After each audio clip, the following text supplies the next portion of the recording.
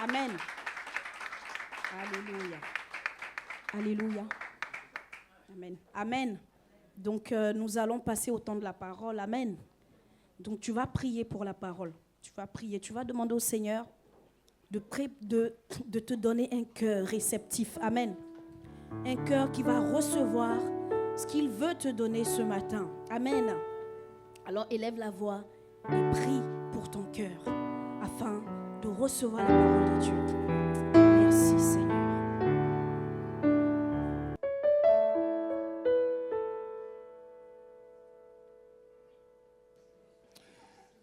Père Saint, ce matin, ton peuple, Seigneur, s'est réuni ici autour de ta personne parce que tu es omniprésent. De la même manière que tu es présent au milieu de nous, tu répands ta présence, Seigneur, partout dans l'univers, là où tes enfants se rassemblent ce matin pour t'honorer. Là où l'assemblée des peuples de Dieu se réunissent pour rendre gloire par leurs louanges, les chants de leur cœur qui montent vers toi, leur vie qui témoigne, Seigneur, ta grandeur et, Seigneur, leur engagement comme un parfum de bonne odeur. Père Saint, ce matin, nous ne pouvons pas nous glorifier parce que nous sommes debout, nous ne pouvons pas nous glorifier, mais nous te rendons gloire. Parce que, Seigneur, quand nous étions partis au lit, nous étions comme des morts. Nous étions inertes, Seigneur. Mais ce matin, il t'a plu de souffler dans nos narines ton souffle de vie. Et tu as renouvelé la force ce matin. Tu nous as mis debout comme le boiteux. Ton nom a fermé ses pieds. Il s'est mis debout. Il est rentré dans la synagogue, Seigneur, pour te louer. Voilà le miracle que tu nous as fait encore ce matin. Et c'est pour cela nous sommes entrés, Seigneur, dans ton temple comme le boiteux pour t'honorer, pour sauter, danser, louer ton Saint-Nom. Oui, Père, il est certes que, Seigneur, sur nos cœurs, il y a des fardeaux. Sur nos cœurs, Seigneur, il y a des choses qui pèsent, qui font que, Seigneur, nous ne pouvons pas te louer comme il le faut. Mais, Seigneur, au nom puissant de Jésus, laisse que, Seigneur, ces fardeaux soient légers ce matin. Parce que tu as dit, venez à moi, vous tous qui êtes chargés et fatigués, je vous donnerai du repos. Tu nous recommandes de déposer à tes pieds nos fardeaux qui nous semblent très très lourds et de prendre ton joug qui est léger. Laisse que, Seigneur, ton joug, Seigneur, soit léger pour nous ce matin. Et que ta parole qui va retentir ce matin trouve une place, Seigneur, dans le cœur de quelqu'un ce matin, afin d'apporter dans sa vie, oh, le fruit de la récompense, de la repentance, Seigneur, ce matin, et que cela se voit à l'extérieur, parce que nous sommes appelés à témoigner Jésus mort et ressuscité. C'est au nom de ton saint serviteur Jésus que je me tiens ici, comme un instrument que tu vas utiliser pour véhiculer ta parole ce matin. Laisse que cet instrument, Seigneur, soit sanctifié. Afin, Seigneur, d'apporter la parole qui sauve une vie ce matin. La parole qui amène le courage ce matin. La parole qui va relever quelqu'un ce matin. Parce que la Bible déclare que tu envoies ta parole et ta parole guérit. Tu envoies ta parole et ta parole va sauver quelqu'un ce matin. Au nom de Jésus. Père Saint, conduis-nous pour la seule gloire de ton Saint-Nom. Et l'Église dit Amen. Amen. Nous acclamons le roi des rois. Je suis content de te voir aujourd'hui. Je suis content de te voir aujourd'hui. Mon frère, que Dieu te bénisse. Je suis content de te voir aujourd'hui. Alléluia. Ma sœur, que Dieu te bénisse. Je suis content de te voir aujourd'hui. Moi, je suis content de te voir aujourd'hui. Alléluia. Je suis content de te voir, ma soeur. Oh, que Dieu te bénisse. Je suis content de te voir aujourd'hui. Mon frère, que Dieu te bénisse. Je suis content de te voir aujourd'hui. Amen. Amen. Je suis content de vous voir aujourd'hui. Vous êtes beaux et belles, même si je sens la fatigue dans les yeux de quelqu'un. Ce matin, mais le Seigneur a triomphé sur la fatigue. Amen. À la croix, il a tout payé. Il y a une prophétie sur ma vie. Je ne peux pas échouer. Je ne jouerai pas, Seigneur. J'acheverai ma course. N'est-ce pas, c'est ce qu'on s'est dit le dimanche passé? Nous acheverons certainement ce que nous avons commencé avec le Seigneur. Et nous déclarons encore ce matin que moi, je ne pourrai pas échouer. Je peux tomber, mais je ne resterai pas par terre. Le Seigneur va me relever. Je vais achever les bonnes œuvres que j'ai commencées avec le Seigneur. Amen. Parce que Christ a achevé à la croix. Parce que Dieu a commencé de créer l'univers, il a achevé. Et il s'en est reposé de ses œuvres. Amen. C'est pourquoi je te rappelle aussi ce matin que tu ne vas pas échouer. Tu ne vas pas abandonner. Tu ne vas pas être un ingénieur des travaux infinis. Amen. Des travaux inachevés. Tu vas être un ingénieur des travaux finis. Amen. Parce que ton Père a fini, a achevé ses œuvres à la croix. J'invite le peuple de Dieu ce matin à ouvrir la parole de Dieu dans Genèse, chapitre 32. Nous avons 3 textes. Les 2 que nous allons lire pour appuyer les moments de partage. Et un autre texte sera le texte d'application pour montrer la vie de Jésus-Christ par rapport à ce que nous allons lire. Genèse 32, je vais lire à partir du verset 24. Tu prépares le deuxième texte qui se trouve dans Actes des Apôtres, chapitre 9, le verset 1 jusqu'à 16. Genèse 32, à partir du verset 24 jusqu'à 32. Actes des Apôtres, chapitre 9, à partir du verset 1er jusqu'au verset 16. Je lis la parole de Dieu.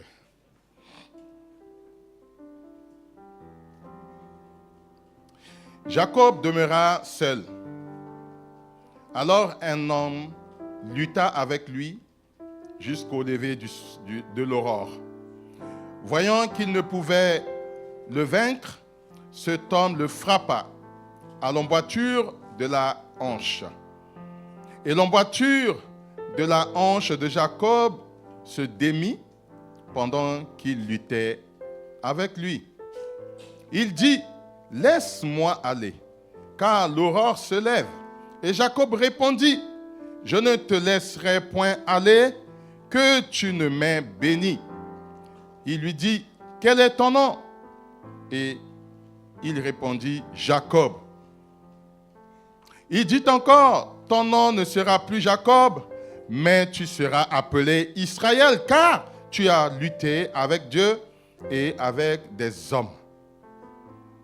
Et tu as été vainqueur. » Jacob l'interrogea en disant, « Fais-moi, je te prie, connaître ton nom. » Il répondit, « Pourquoi demandes-tu mon nom ?» Et il le bénit là. Jacob appela ce lieu du nom de Péniel, car, dit-il, j'ai vu Dieu face à face et mon âme a été sauvée. Le soleil se levait. Lorsqu'il passa Péniel, Jacob boitait de la hanche. C'est pourquoi, jusqu'à ce jour, les enfants d'Israël ne mangeaient point le tendon qui est à l'emboîture de la hanche, car Dieu frappa Jacob à l'emboîture de la hanche au tendon. Amen. Nous lisons le deuxième texte qui se trouve dans Actes des Apôtres, chapitre 9, à partir du verset 1er jusqu'au 16. Je lis la parole de Dieu. Cependant, Saul Ça va, vous êtes avec moi? Je relis. Cependant, Saul, respirant encore la menace et le meurtre contre les disciples du Seigneur, se rendit chez le souverain sacrificateur et lui demanda les lettres pour les synagogues de Damas, afin que, s'il trouvait des partisans de la nouvelle doctrine, hommes ou femmes, il les amena liés à Jérusalem. Comme il était en chemin et qu'il approchait de Damas, tout à coup, une lumière venant du ciel resplendit autour de lui. Il tomba par terre et il entendit une voix qui lui dit « Saul, Saul, pourquoi me persécutes-tu » Il répondit « Qui es-tu, Seigneur » Et le Seigneur dit « Je suis Jésus que tu persécutes. Il te serait dur de regimber contre les aiguillons. » Tremblant, il saisit d'effroi. Il dit « Seigneur, que veux-tu que je fasse ?» Et le Seigneur lui dit « Lève-toi, entre dans la ville et on te dira ce que tu dois faire. » Les hommes qui l'accompagnèrent demeurèrent stupéfaits. Ils entendaient bien la voix, mais ils ne voyaient personne. Saul se releva de terre, et quoique les yeux furent ouverts, il ne voyait rien. On le prit par la main et on le conduisit à Damas. Il resta 3 jours sans voir, et il ne mangea ni ne but. Or, il y avait à Damas un disciple nommé Ananias. Le Seigneur lui dit dans une vision, « Ananias !» Il répond, « Me voici, Seigneur. » Et le Seigneur lui dit, « Lève-toi, va dans la rue qu'on appelle la droite et cherche dans la maison de Judas un nommé Saul de Tarse. » Car il prit et il a vu en vision un homme du nom d'Ananias qui entrait et qui lui imposait les mains afin qu'il recouvrât la vue. Ananias répondit, « Seigneur, j'ai appris de plusieurs personnes tout le mal que cet homme a fait à tes saints dans Jérusalem. Et il a ici des pouvoirs de la part des principaux sacrificateurs pour lier tous ceux qui invoquent ton nom. » Mais le Seigneur lui dit, « Va, car cet homme est un instrument que j'ai choisi pour porter mon nom devant les nations, devant les rois et devant les fils d'Israël. » Le verset 16 dit, « Et je lui montrerai tout ce qu'il doit souffrir pour mon nom. » Seigneur, merci de bénir ta parole. Amen. En acclamant la parole de Dieu, si vous voulez. Merci. Bien-aimé, ce matin, si tu oublies beaucoup de choses qu'on est venu dire ici, j'aimerais te dire de partir avec une pensée. Une pensée qui peut être le thème que nous allons débattre, mais nous allons voir que les aspects. Qu'est-ce qui fait que, seul face à ton destin, tu pourras payer le prix de ton adoration.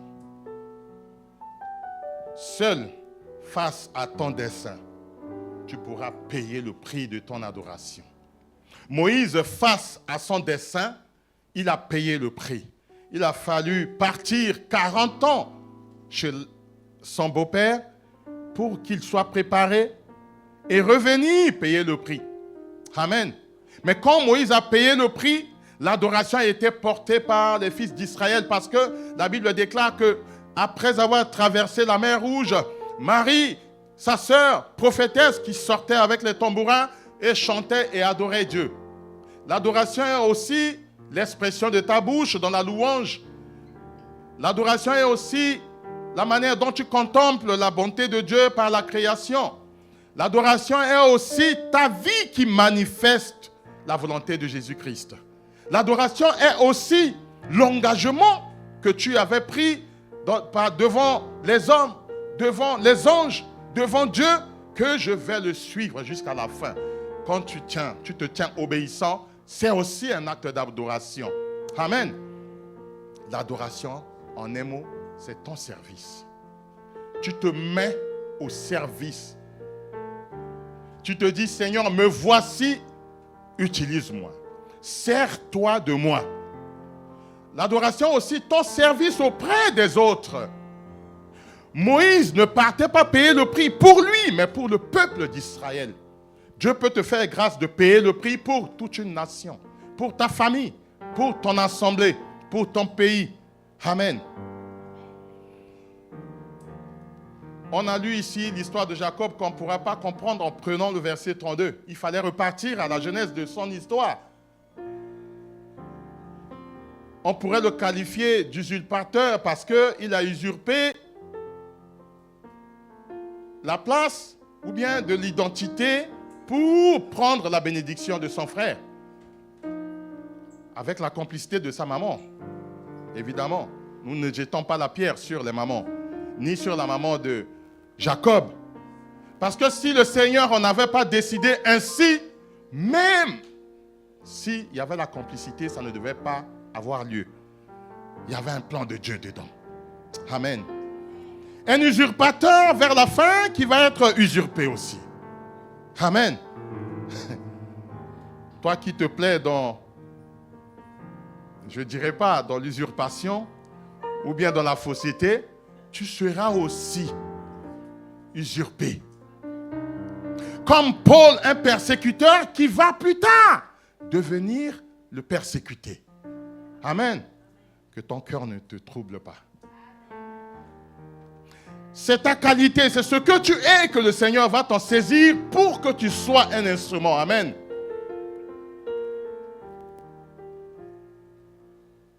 Il est question de ce frère qui, à la sortie même, a commencé à manifester sa force en tenant les pieds de son frère pour sortir. Amen. Qui, par le don qui est en lui, va jusqu'à prendre la place de son grand frère. Qui, par la suite, va avoir peur parce que il a entendu que son grand frère est aussi béni. Il a des armées, il est puissant, et dans ses frayeurs, il a eu peur. Il préparait, au niveau du verset 1er pour venir jusqu'au verset 32, il a divisé ses biens en deux. Parce qu'il se disait, si mon frère va me tomber dessus, il prendra peut-être une partie et je bénéficierai de l'autre. Raisonnement d'homme. Il n'avait confiance à personne parce que lui-même, il sait de quoi il est capable. Amen. Quand tu sais de quoi tu es capable, tu ne laisses pas la main à Dieu. Ici, Jacob n'a pas laissé la main à Dieu. Jacob, dans son petit calcul, se dit, je connais mon grand frère. Il est puissant, il est fort. Il doit avoir une armée forte. Alors, c'est normal, humainement, il fallait diviser ses biens. Comme ça, s'il perd une partie de ses biens, il va s'en réjouir de l'autre partie. Dans le calcul humain. Un homme qui hier n'avait pas eu peur de prendre la bénédiction de ton grand frère, va être saisi par la peur. Va chercher à adoucir le cœur de son frère. Il est quand même conscient que ce que j'avais fait, ce n'était pas bon. Il va chercher maintenant à envoyer des messagers devant son frère pour l'adoucir. Il cherche la paix.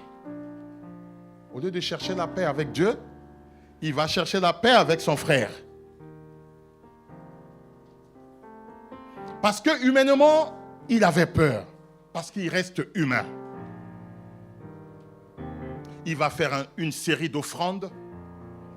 Il va même diviser. Je pense même que, comme il avait 4 femmes, je peux supposer qu'il a dit, bon, s'il prend les 2 là avec les enfants et autres, mais la Bible n'a pas mentionné ça. Mais un homme normal va penser, non, il voudra peut-être que, comme j'ai 12 enfants, tuer les 12. Non, je mets les 6 de l'autre côté comme ça. Si les 6 trouvent la mort, je vais gagner les 6. dans le calcul humain. Et il a même prié. Quand il pria, il rappela à Dieu la promesse à son père Abraham, à son grand-père Abraham et à son père Isaac. Il rappelle à Dieu dans sa prière pour que Dieu lui vienne au secours. Et pourtant, l'angoisse était là. Et pourtant, son cœur était meurtri. Et pourtant, la pensée était menaçante. Et pourtant, il a aussi une grande armée avec lui. À un moment donné de sa vie, bien-aimé, Jacob va se retrouver seul. Seul parce qu'une fois fini de partager, de diviser, il va rester maintenant seul face à son destin. D'où je disais tout à l'heure, un jour, tu te retrouveras face à ton destin. Jacob va se retrouver seul pour prier. Seul pour chercher la face de Dieu. Seul pour chercher secours à Dieu. Mais bien avant ça, humainement, il a pris les précautions. Mais s'il avait cherché la face de Dieu avant, il n'aurait pas dû diviser. Séparer, c'est bien. Il y avait un mélange qui est là. Est-ce que tu te retrouves? Il y avait un mélange qui est là. Humainement, j'essaie de faire quelque chose. Et arrivé à un moment donné, non, je retourne quand même voir le Créateur parce que il est mon secours. Il cherche la face de celui dont le secours, lui, est indispensable. Mais voici qu'à ce moment, un inconnu se trouve devant Jacob, seul face à son destin, seul face à cet inconnu.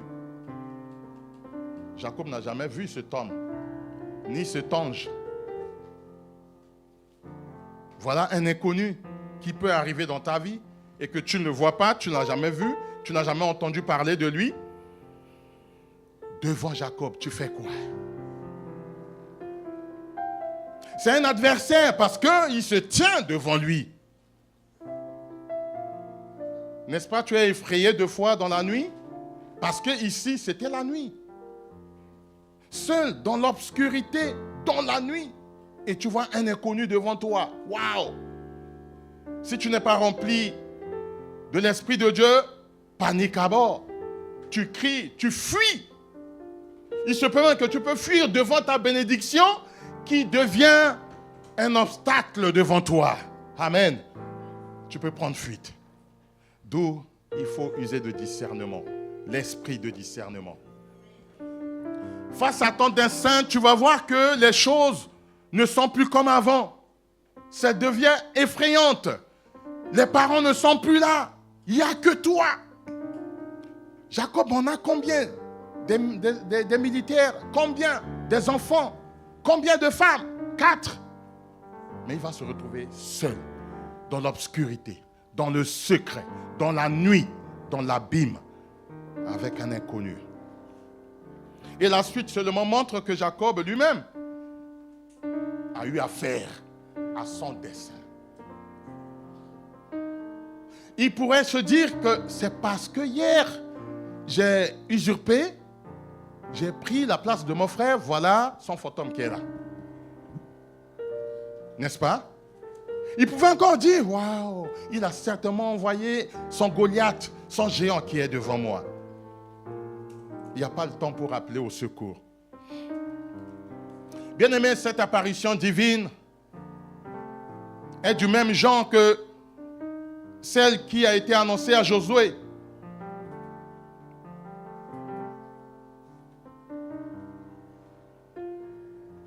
Quand Josué voyait un ange devant lui avec une épée, c'est une apparition qui fait peur. Dans Josué chapitre 5, verset 13, en passant, tu peux le noter. Et la lutte va commencer. Le dessein de Josué aussi face à cet homme, cet ange qui avait une épée entre les mains. Gloire à toi, Seigneur. On pourrait aussi supposer que il s'agit d'une simple vision parce que il partait se reposer. Il partait dans la prière. Il peut aussi être tombé en extase. Et dans la vision, il voit un homme. L'homme était physique ou l'homme était spirituel dans la vision? Qu'est-ce que tu as compris de là? Est-ce que cet homme, est-ce que cet inconnu, physiquement, visiblement, Jacob le voyait, ou bien c'est dans le songe? Au verset 31, à partir du 29 jusqu'à 31, on va nous montrer que c'est physique parce que l'emboîture a eu un coup. Il a déboîté l'emboîture. Donc, deux fois, tu es dans des rêves, d'autres fois, tu es dans des songes, et tu es en train de voir quelque chose comme si c'était vrai. Tu te débats et tu te réveilles. Tu as mal. Même si c'était dans la vision ou dans le songe, la réalité est que ce soit spirituellement ou physiquement, Jacob a eu un coup. Jacob a eu à combattre avec quelqu'un. Amen. Et la Bible confirme que Jacob a combattu avec quelqu'un, avec un ange, avec un inconnu, avec Dieu, qu'il a déboîté l'emboîture. Et ce tendon est parti. Ce combat, cette lutte, cet affront, dans la vie du chrétien, ça ne manquera pas. Que tu sois en rêve, que tu sois en songe, que tu sois en train de marcher physiquement ou pas, bien-aimé, ce qui a été, c'est ce qui sera. Si Jacob a eu à combattre, tu vas aussi combattre, que tu le veuilles ou pas. Pourquoi? Parce que tu n'as pas fait quelque chose comme Jacob dans le passé. C'est parce que c'est pour la bonne cause, parce que tu as choisi la bonne part. Parce que tu veux suivre le maître. La semaine passée, j'ai dit, il n'y a pas de rêve bizarre dans la tête, dans la vie d'un chrétien. Si tu commences à voir des choses bizarres pendant que tu vas au lit, commence à revoir ta manière de vivre. Est-ce que tu regardes des films bizarres le soir avant d'aller au lit? Est-ce que tu es sur TikTok où tu vois des trucs bizarres et ça va te poursuivre dans ton songe? Ou bien tu es dans l'adoration ou dans la lecture de la parole de Dieu? Bien-aimé, il n'y a que Dieu qui peut se révéler à toi. Même s'il y a une tante qui a pris un visage ou bien le sorcier a pris le visage de ta femme pour t'attaquer dans le songe, ton esprit va combattre parce que en partant au lit, tu avais prié. En partant au lit, tu avais lu la parole. En partant au lit, tu n'es pas parti avec des images bizarres. Certes, le combat est réel. Je me rappelle, un homme de Dieu a dit, pendant que j'étais à la maison, je priais, ma femme dormait. Mais un jour, j'étais parti en séminaire, en retraite. Ils ont dit oui, le guerrier est parti. Mais il y avait la puissance de Dieu dans la maison. Cela n'a pas empêché que l'ennemi est venu visiter et la femme et les enfants. Tu peux être chrétien et être visité. Que Dieu te donne le discernement. C'est quoi ton combat? C'est quoi les luttes que tu es en train de mener dans ta vie? Est-ce spirituel ou physique? Les deux sont bons. Je peux te dire de prendre les deux. Pourquoi? Parce que vous allez voir que en tant qu'homme esprit, il y a l'esprit de Jacob qui va être impacté pour être transformé. Parce que ici, l'ange lui dit, tu ne seras plus appelé Jacob, tu seras appelé Israël. C'est le côté spirituel de Jacob. Amen. Mais pour rappeler aussi à Jacob que même si tu es appelé Père des Nations, Israël, il y a la marque sur ta chair. Tu vas te rappeler que tu restes homme. Tu vas boiter avec ça. D'où Paul aussi peut supplier Dieu pour dire, enlève cette écharde de moi. Dieu a dit à Paul, ma grâce te suffit. Il y a des souffrances où il n'y a pas de remède. Il n'y a que la grâce de Dieu. Amen. Il y a des souffrances dans le corps, dans la vie où il n'y a pas de remède. Le seul remède, c'est le nom de Jésus. Amen. Tu vas vivre avec ça. Amen. Deux hommes en Jacob. Homme spirituel et homme charnel. Homme physique et homme invisible. D'où Jacob peut penser que non, le combat était avec un génie que je ne vois pas, mais il se réveille, il trouve que non, le génie était vrai parce qu'il m'a fait du mal. Amen. Il y a deux entités en toi. Il y a l'homme que tu as chassé hier, que tu as crucifié à la croix, que tu dois piétiner tous les jours. Et il y a la nouvelle naissance que tu prends en Jésus-Christ, que tu dois veiller dessus. Que la souffrance, l'emboîture, que les souffrances, que les maux qui gangrènent ta vie ne viennent pas bloquer l'homme spirituel qui est en toi. Ne viennent pas bloquer ton engagement. Un croyant se divise. Un croyant se sépare. Un croyant se détache de l'homme charnel pour rester spirituel. Amen. Je ne te dis pas de te détacher de ton corps qui est l'enveloppe, mais de tout ce qui est désir charnel. Tu te détaches de ça. Sinon, c'est Dieu qui va te détacher de ça. Et il a le pouvoir de le faire. Parce que Jacob, de la maison de son père, a usurpé. Il va même chez son beau-père, il va continuer là-bas. Même si on l'a dupé, on lui a donné celle qu'elle ne voulait pas. Ça, c'est tout ce pays ici-bas. Il a payé. Mais il ne s'en est pas arrêté là. Il va encore tromper son beau-père avec les brebis, en cachetant, en mettant des traces. C'est sa nature, bien-aimé. Et Dieu aime cette nature-là.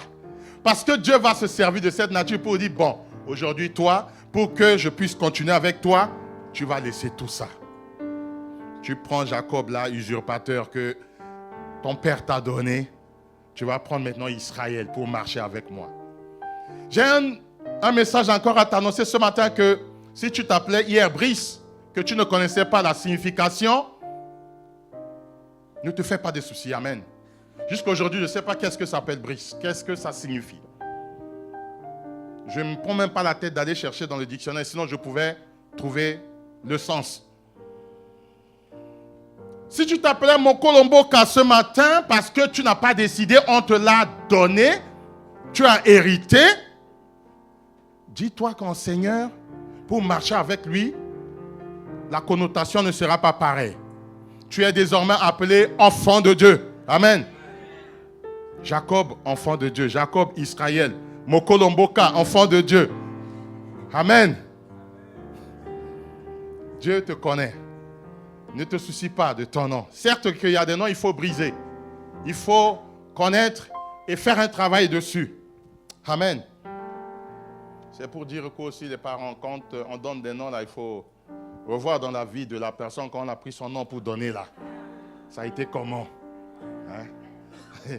Ça a été comment? Comment on peut aimer une tante ou un oncle qui est tout le temps en colère, qui frappe, qui se fâche pour tout et pour rien? Oui, parce que je l'aime beaucoup. Tu as aimé aussi le caractère? Non. Je me rappelle, maman Félicien me dit, mais Kota, ça veut dire quoi? Je dis, c'est une femme de prière. C'est une diaconesse. C'est une femme qui se plaise dans le peu qu'elle avait. C'est une des mamans qui n'a jamais eu des biens comme nos mamans, les autres. Mais elle a été toujours au pied du Seigneur. Voilà une personne qui peut témoigner la vie de cette tante qui est là, notre sœur Béatrice. C'est une femme qui a donné sa vie jusqu'à la mort que pour servir le Seigneur. Et j'aimerais demain que toi, tu veux donner un nom, vois dans la vie de ta maman, de tes oncles, de tes aïeux là. Ils marchaient comment? Comment on peut donner usurpateur à un enfant qu'on aime? Comment? C'était dans l'ignorance, alors que Isaac connaissait Dieu. Isaac. Bien-aimé, on ne jette pas la pierre parce que tout était dans le plan de Dieu. Ne donne pas pour dire que tout est dans le plan de Dieu. Amen. Ne le fais pas. Bien-aimé, un récit sacré qui va nous montrer un certain Paul, Saul de Tarse, qui aussi va se retrouver face à son dessein. Paul qui a persécuté longtemps, qui prenait plaisir à aller demander une lettre.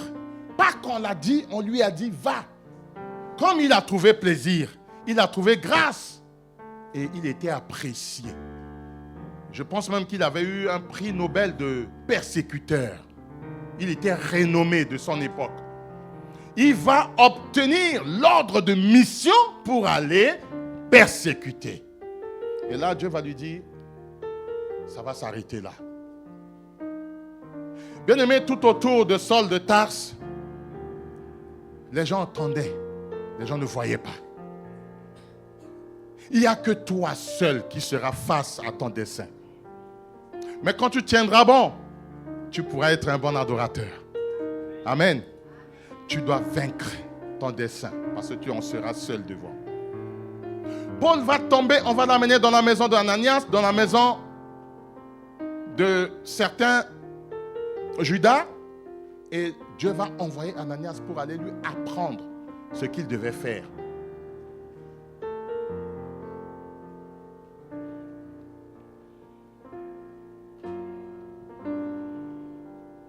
Bien aimé, l'apparition de Jésus, je peux dire gauchement ou droitement, c'est comme ça que Jacob, qui n'avait pas demandé, Jacob craignait sa vie. Un homme qui craignait ce qui devait lui arriver, l'opposé, un homme qui va poser des actes horribles. Dans ces deux plans, Dieu savait et Dieu connaissait leur cœur. Et maintenant, ces deux hommes avec deux vocations différentes vont se rencontrer à leur dessein, à leur vie. Va se rencontrer à la réalité de leur vie. Tu usurpais hier, tu étais fort. Tu volais hier, tu mentais hier, tu étais fort ou forte. Tu piquais les maris des autres ou bien les femmes d'autrui, tu étais fort et forte. Mais un jour, Dieu va te rappeler qu'il y a la peur. Tu vas te confronter à ton passé. Nous commettons des erreurs dans notre vie, que ce soit professionnelle, familiale ou spirituelle ou religieuse. Bien aimé, un jour, l'erreur va nous rattraper. Nos fautes vont nous rattraper. Nous serons face. Il n'y aura pas maman. Il n'y aura pas les amis de Saul, de Tarse. Il n'y aura que Saul. Il n'y aura que Jacob, seul, face à son dessein, pour payer le prix. Mais Dieu n'abandonne pas, parce que Dieu aime ceux qui le suivent et ceux qui l'ont rejeté. Dieu les aime tous. Saul n'aimait pas Dieu. Jacob aimait Dieu. Vous voyez le dessein de deux hommes. Je te rassure ce matin que dans ta vie, Dieu sait. Si tu ne fais pas semblant, Dieu sait que tu voulais bien, mais tu n'en as pas la force. Mets-toi simplement dans la prière. Parce que ici, Jacob, angoissé, inquiété ou bien inquiet, se met dans la prière. L'exemple type que nous pouvons prendre, c'est de Jacob. Il marchait avec Dieu parce qu'il a eu la bénédiction de son père. Il est angoissé à un moment. Il est inquiet à un moment. Il lui restait quoi? Face à son dessein, mets-toi à genoux, dans l'ombre, dans ta chambre, dans le secret, et tu pries. Mais c'est dans cette prière que Dieu va se révéler. Dieu va se montrer. Bien qu'il a demandé le nom, Dieu ne lui a pas donné le nom. Dieu l'a simplement béni. Quel est ton nom? La Bible dit, Dieu l'a béni. Jusqu'où tu vas te battre? Tu vas persévérer dans la prière jusqu'à attraper ta bénédiction. Parce que si c'était un homme qui se contentait ou bien qui se concentrait que sur la peur, sur ce qui est physique, le résultat, il ne devait pas en avoir parce que la suite de versets dit que son frère ne venait pas lui faire la guerre. Amen. Mais comme il y a l'angoisse dans le cœur de l'homme, comme il y a la peur, comme il y a l'inquiétude, il va s'angoisser. Mais quand il s'en est rendu compte que j'ai un Dieu puissant, j'ai un Dieu qui va adoucir le cœur de mon frère avant qu'il ne m'arrive, bien aimé, tout était agréablement bien passé. Il a eu même à avoir un nouveau nom. Il a eu même à avoir la bénédiction. Il a eu un autre destiné. Il va devenir maintenant adorateur de tous les chrétiens. Amen. Il va devenir maintenant sujet d'adoration des fils d'Israël. Parce que lui-même, il s'appelle Israël. Amen. Seul.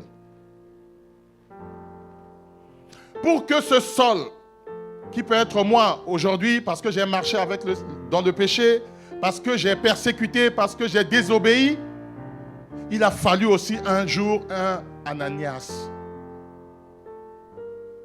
qui me sera envoyé pour me montrer ce que je dois faire.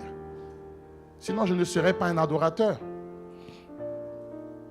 D'où nous ne devons pas refuser tous les enseignements ou les frères qui partagent des idées avec nous, ou bien les moments de prédication, les moments de partage, parce que c'est là que de ton imperfection, tu vas apprendre quelque chose et tes écailles vont tomber parce que Paul ne voyait pas.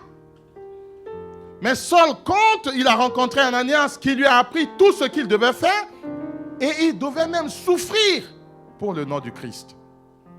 Il pouvait renoncer à ce destin, mais il n'en avait pas la force, il n'en avait pas.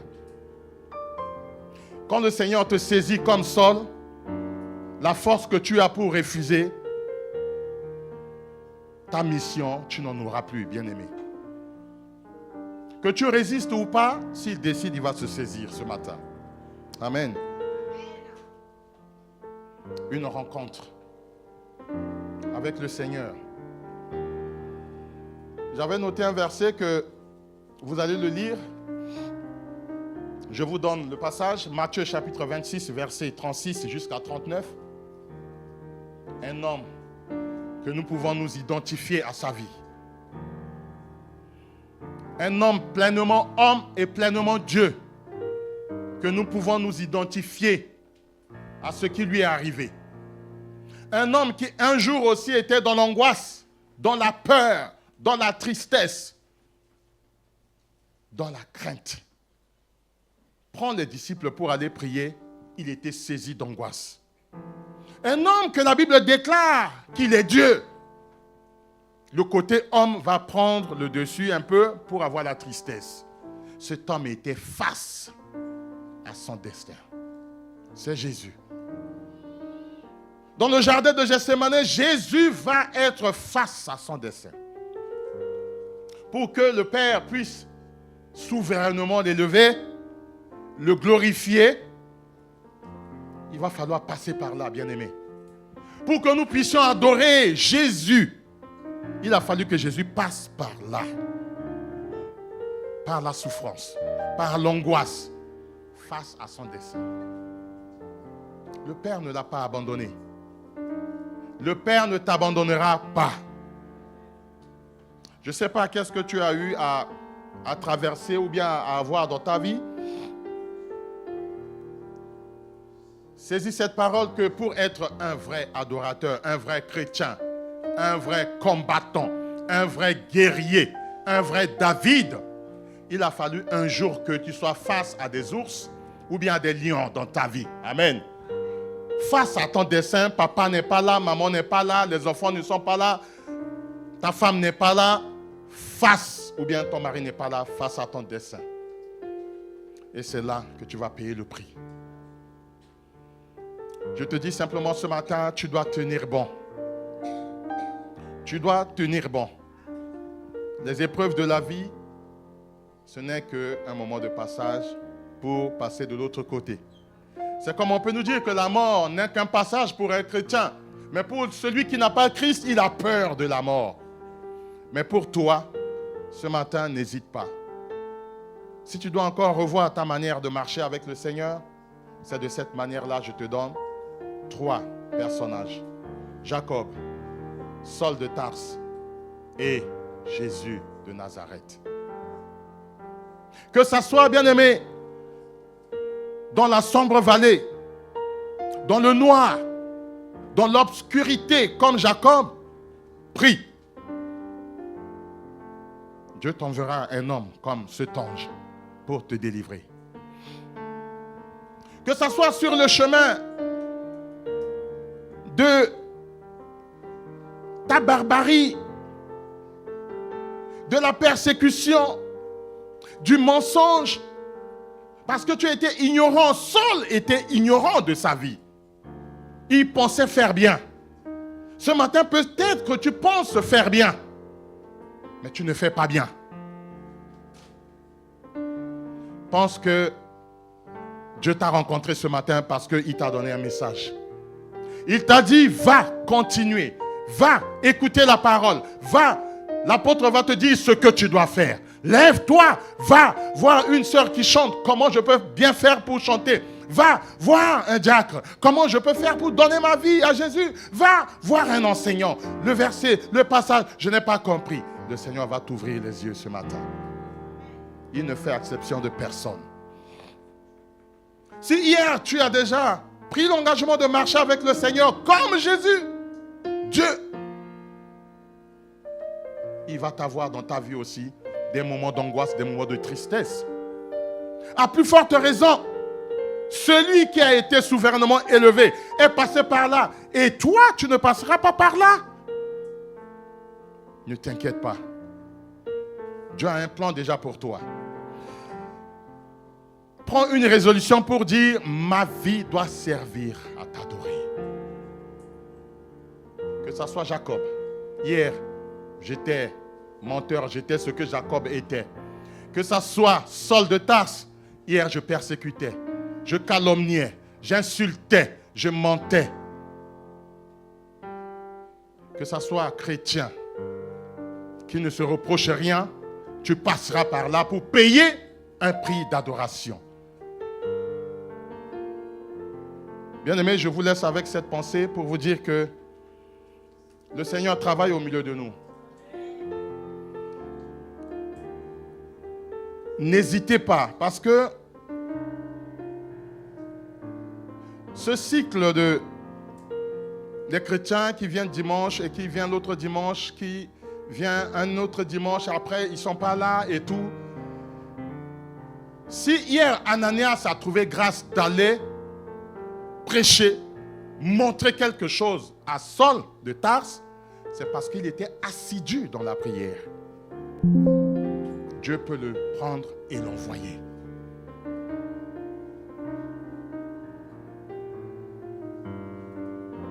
Persévérant. C'est difficile, je ne vous dirai pas que c'est facile, c'est difficile, mais nous devons persévérer. Nous devrons persévérer. Nous devrons nous encourager. Nous devrons appeler ceux qui n'ont pas pu être là. Est-ce qu'ils sont malades? Est-ce que c'est un problème financier? Ils ne peuvent pas prendre le transport? Est-ce que je peux faire quelque chose? Tu peux faire quelque chose. Tu peux prier. Tu peux prier déjà. Et tu peux l'encourager. C'est pour que nous soyons forts, bien-aimés. Et sur ce, je vais vous laisser avec cette pensée que nous allons nous mettre debout pour prier.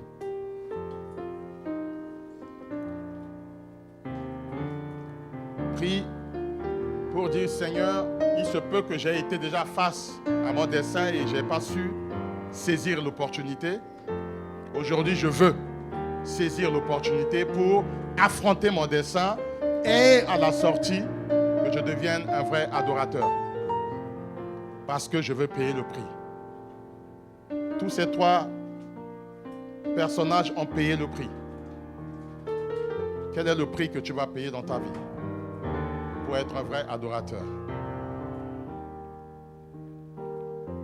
Viens à toi, Oui, je viens à toi. Je viens à toi. Tel que, oh, je viens à toi. Je viens à toi. Oui, je viens à toi. Je viens à toi. Je viens à toi, tel que je suis. Oh, je viens à toi. Je viens à toi.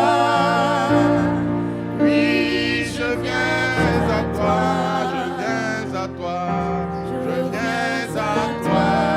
Oh, tel Que je suis. oh, quand tu as crié que tout est accompli, j'étais libéré du péché. Je viens à toi, à toi. Oui, je viens à toi, je viens à toi, je viens à toi. Tel que je suis. Tu élèves ta voix, tu dis Seigneur, je viens à toi, tel qu'une personne, Seigneur, hier qui est née dans le péché.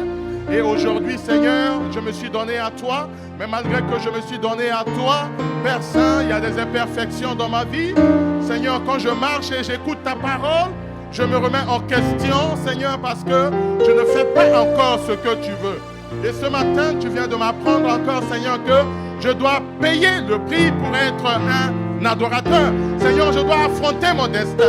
Je dois affronter ce que les parents ont déposé sur moi comme non, comme message, comme, Seigneur, imprécation, Seigneur. Je dois les affronter et au nom de Jésus-Christ, ôter tout cela et saisir la main de Dieu tandis qu'il est encore là. Saisir la main de Dieu tandis qu'elle est encore là pour être un vrai adorateur. Je veux passer de mon destin à un adorateur parce que tu m'as été pour t'adorer, Père.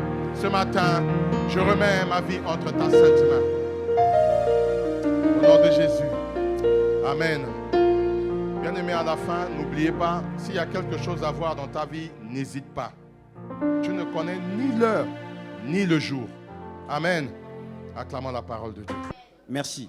Donc, si je peux apporter un élément pour appuyer ça, vous savez, c'est quoi? C'est dans l'évangélisation, nous avons été enseignés ici sur ce qu'on appelle la force contraignante. La force contraignante, c'est le salut. Quelquefois, il faut, tu voyez-vous, quand tu sors là, tu vois des fois les panneaux publicité, mais tu n'as pas de choix, mais tu vas voir la nudité des femmes alors que tu ne veux pas voir. Au fait, le diable, il s'impose. Mais nous, les chrétiens, on ne s'impose pas, au fait. Tu dois mettre en place, au fait, des stratégies pour imposer que quelqu'un vienne. Comment ça se fait? Comment tu peux faire? Ce jour-là, il y a un hit qui viendra te prendre. Est-ce que tu me suis? Ce n'est pas rien, au fait, tu es investi dans le royaume. Hein, ce jour-là, tu es mon invité. Voilà l'enveloppe.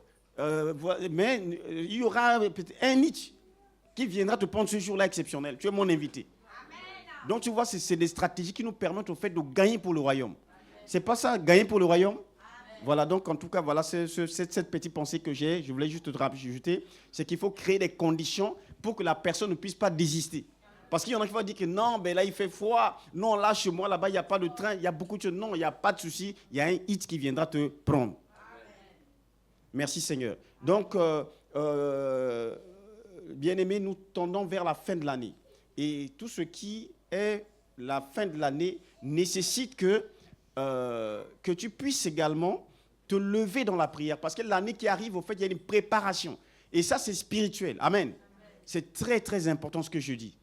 Hein, c'est qu'il faut que tu te lèves, que tu puisses, au fait, anticiper. Parce que nous sommes dans la période des décisions. Spirituellement. C'est là que tu vois que souvent, il y a des gens qu'on perd. On croit qu'il arrive à la fin de l'année, mais c'est là qu'on l'arrête. Ou au début de l'année, il va commencer, il ne va pas aller loin, mais c'est parce que c'est la saison. Donc pour ça, nous aussi, au niveau de l'Église, nous devons préparer cette rentrée dans l'année qui va arriver. Voyez-vous, la Bible nous dit dans le livre de Job, rapidement, les fils de Dieu vinrent un jour se présenter devant l'Éternel. Et Satan vint aussi au milieu d'eux. Les fils de Dieu sont venus. Donc, ils sont à la table. C'est comme une table là où on décide. Les fils de Dieu sont rassemblés. Il y a aussi le diable qui vient donner sa parole. Il dit que non. Le Dieu pose la question à Satan. Il dit, d'où est-ce que tu viens? Il dit, je viens de la terre pour me promener. Et c'est là qu'il va dire, est-ce que tu as remarqué Job? Alléluia. Amen. Il y a deux dimensions. Tu vois, physiquement, Job n'était pas là, assis à la table. Mais le diable était assis à la table. Il y a certaines décisions qui se font et que toi, tu es là, tu es en train de dormir, tu crois qu'il n'y a rien. Bon ami, le diable aime surprendre. Donc, bien aimé, je veux simplement que tu saisisses, que tu comprennes qu'à un moment, on ne peut pas vivre tout le temps dans la vallée. Il y a des moments où il faut être monté sur la montagne. Alléluia. Donc, c'est que dans ces temps de prière-là, c'est un temps où tu dois monter sur la montagne afin que ta voix puisse parler. On dit en général que si tu n'es pas autour de la table, fais attention. Alléluia. Si on a dressé une table et que tu n'es pas autour de la table, fais attention. Peut-être que tu es au menu. C'est toi qu'on va manger. Donc, fais ce qu'il faut pour... Quand on est assis là, toi aussi, je suis assis. Alléluia. Je vois ce qui se passe. Je vois ce qui se passe. Ne fais pas partie des personnes qui regardent. Je regardais un homme politique, un homme d'impact. Vous savez, tout est enseignement. Un homme d'influence qui disait, cette semaine-là, il dit, je ne regarde jamais la télé. Alléluia. On l'a ici dit, je ne regarde jamais. Les TikTok là, je ne suis pas dedans. Parce que j'aime faire. Amen. Je fais partie des personnes qui font. Moi, je veux faire. Le temps que vous passez à regarder, c'est le temps que vous faites, vous n'avez pas à faire. Alléluia. Donc, entre regarder et faire, bien aimé, c'est important que tu fasses partie des personnes qui font. Donc, quand on dit prière, mon ami, ne fais pas partie des personnes qui regardent. C'est un temps où tu dois monter dans la montagne. Tu ne peux pas vivre tout le temps comme ça, non. Il y a des moments où tu dois te discipliner que non, là, il faut que je monte de niveau, j'élève le niveau. Il faut que ma voix compte. Que les décisions spirituelles qui se prendront pour la fin de cette année-là, ma voix aussi doit parler. Je ne veux pas être victime. Voilà pourquoi tu dois prier. Est-ce que tu es ensemble avec moi? C'est très important. Donc, le thème que nous avons, c'est quoi? C'est que ton Dieu ordonne que tu sois puissant. Ton Dieu, vous voyez, Dieu, c'est Dieu qui dit, hein, Dieu le Tout-Puissant, il dit, moi j'ai déjà ordonné que toi, tu dois être comment? Puissant. Donc Dieu te donne un ordre, toi, tu dois faire ce qu'il faut pour être puissant. Mais on n'est pas puissant en dormant. Est-ce que tu suis ce que le Seigneur te dit? Ton Dieu ordonne que tu sois puissant.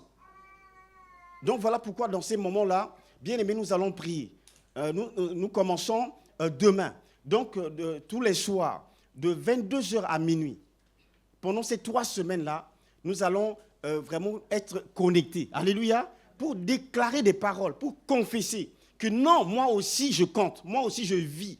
Je ne veux pas continuer à être victime. Ce n'est pas le monde des ténèbres, la sorcellerie qui va décider de ma vie. Non, non, je refuse. Mon ami, c'est impossible quand quelqu'un connaît qui il est et la personne connaît son identité, d'être quelqu'un comme manger n'importe comment. Il y a des choses, au fait, la Bible déclare que mon peuple est détruit simplement. Pourquoi? Parce qu'il lui manque la connaissance. Quand tu te lèves, quand tu parles, mon ami, je me rappelle au pays, il y a nos parents, des fois, ils ne connaissent pas vraiment, il y a des familles qui ne connaissent pas le Seigneur.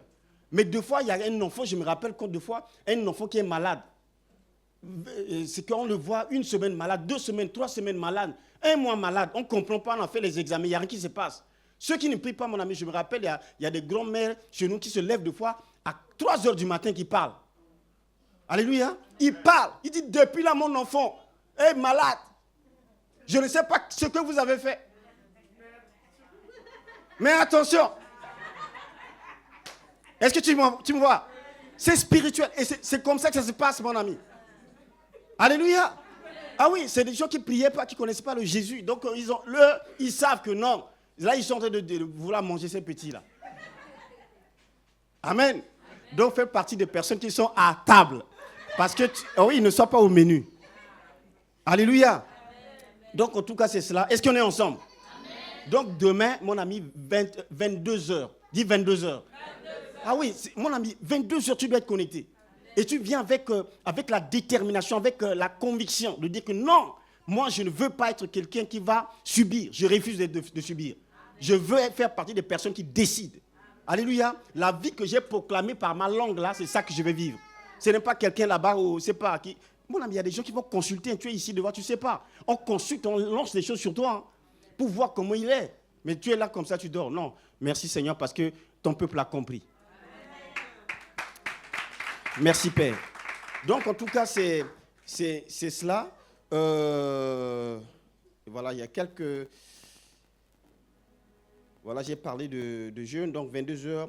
Voilà, les serviteurs de Dieu, vraiment en particulier, plus les diacres, vous devez être... voilà, le thème est donné, donc on va bosser ensemble. Amen. Donc à tout moment, c'est que toi, on te dit, c'est toi, mon ami, c'est comme à l'armée. Ton Dieu ordonne que tu sois puissant. Alléluia. Amen. Donc... cherche les versets, prie, demande les révélations. Voyez, c'est comme ça que aussi ensemble nous allons avancer. Ce vendredi, il y a la veille de prière pour le noyau. Amen. Dont les personnes concernées le savent. Voilà. Donc nous on va se retrouver Alléluia pour voir comment les choses vont avancer. Il y a le réveillon également qui s'approche. Voilà. Donc c'est important également que tu puisses penser. Déjà toi qui es ici là. Il est doux et agréable pour des frères d'être ensemble. Donc nous allons passer ces moments ensemble. Alléluia. Le passage de cette année à l'année prochaine, nous allons le passer, cette traversée-là. Ma prière, c'est que nous puissions le faire ensemble. Donc on va se retrouver entre les tentes là-bas. Non. Là, on est à l'église. Je veux vraiment que nous puissions passer ces moments dans la famille. Amen. Donc on est en train de voir le lieu.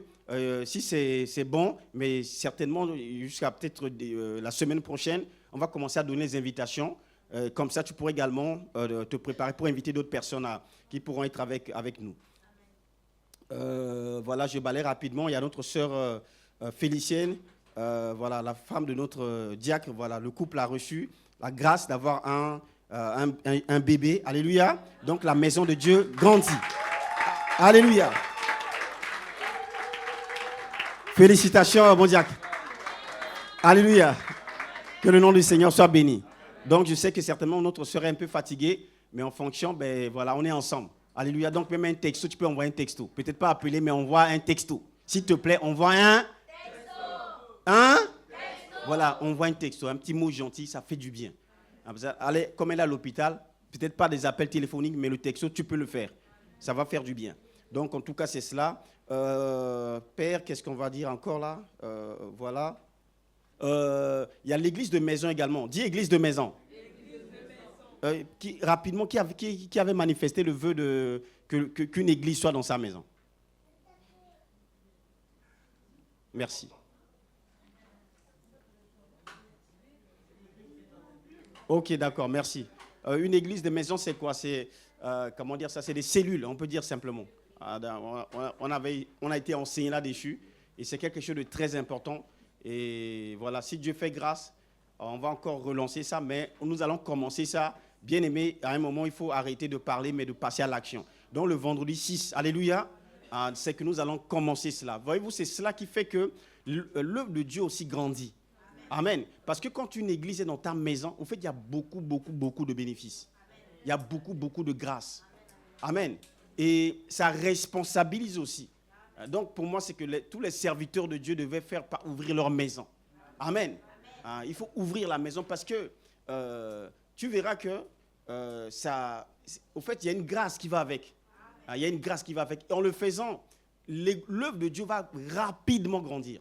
Amen. Donc, si Dieu fait grâce, nous allons prendre le temps qu'on pourrait être enseigné là-dessus. Mais garde ça bien. Vendredi 6, nous allons commencer ces différentes cellules au nom de Jésus.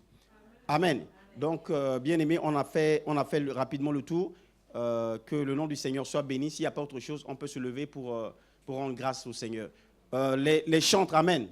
On se lève. Voilà, donc les chantres, bien, je donne également cette information au niveau de l'Église. C'est que les chantres également ont besoin que vous nous souteniez. Amen. C'est parce qu'on a décidé également de travailler parce que la Bible dit qu'une ville qui est située sur une montagne ne peut être cachée. Et donc, nous avons ce défi-là pour comment dire ça? C'est Pâques. Le Pâques, donc c'est en avril. de sortir où que ce soit, on ne sait pas comment, mais nous avons décidé de sortir. Donc, de faire un concert d'évangélisation, pour être précis. Amen. Donc, ça nécessite pour cela beaucoup d'investissement, beaucoup de travail. Et donc, nous avons commencé à faire appel à d'autres personnes qui connaissent un peu mieux à Vision des Grâces, qui viennent jeudi présentement pour nous aider. Alléluia. Jeudi, on a passé un temps avec un bien-aimé qui était là, mais c'était un temps vraiment de qualité. C'est un temps merveilleux. Alléluia. Donc, voyez-vous, c'est cela. Vraiment, je vous assure que ça nécessite un budget.